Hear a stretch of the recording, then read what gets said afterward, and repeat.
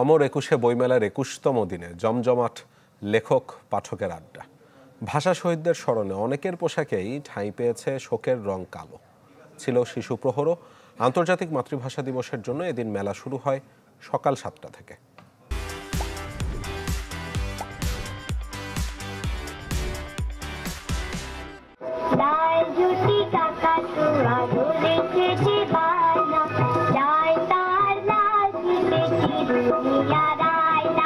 পলাশের আগুন এনেছে ফাগুন, এমন রাঙা সকাল আরো প্রাণবন্ত করেছে অমর একুশে বইমেলার শিশু প্রহর।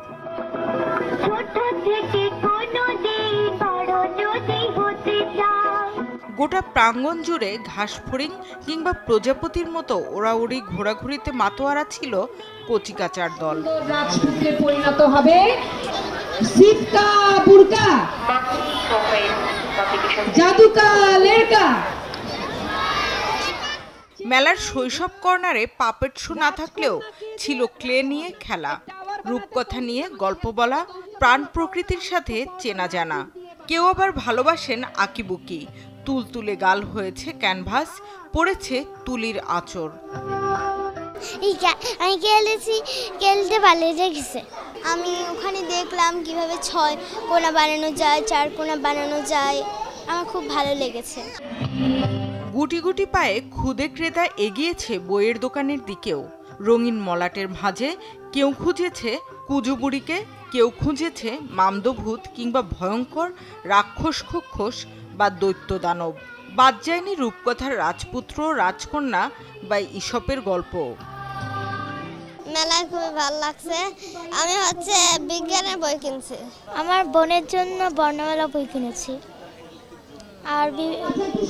আর গুফি প্রোডাক্ট কিনেছি। পায়ে পায়ে ভিড় জমেছে মেলার মূল অংশেও। ভাষা শহীদদের স্মরণে অনেকের পোশাকেই ছিল শোকের কালো, ছিল ভাষার মর্যাদা ফিরে পাবার চেতনার আলো। এসবের ফাঁক গলে বইয়ের পাতায় অজানা কোনো চরিত্রকে চিনতে চেয়েছেন কেউ কেউ, কেউ আবার পয়সা মিটিয়ে সেই অচেনাকেই নিজের করে নিয়েছেন। বইমেলা এটা আমার প্রথমবারে, খুবই ভালো লাগলো। আমরা এখানে হুমায়ুন আহমেদের বই কিনলাম, আর বাচ্চাদের জন্য, আমাদের বাসায় বাচ্চা আছে, ওদের জন্য কিছু গল্পের বই। এসএসসি দিব তো, সেজন্য এখন যেগুলো আমার হেল্প করবে পড়ায় সেগুলো কিনতেছি বেশিরভাগ।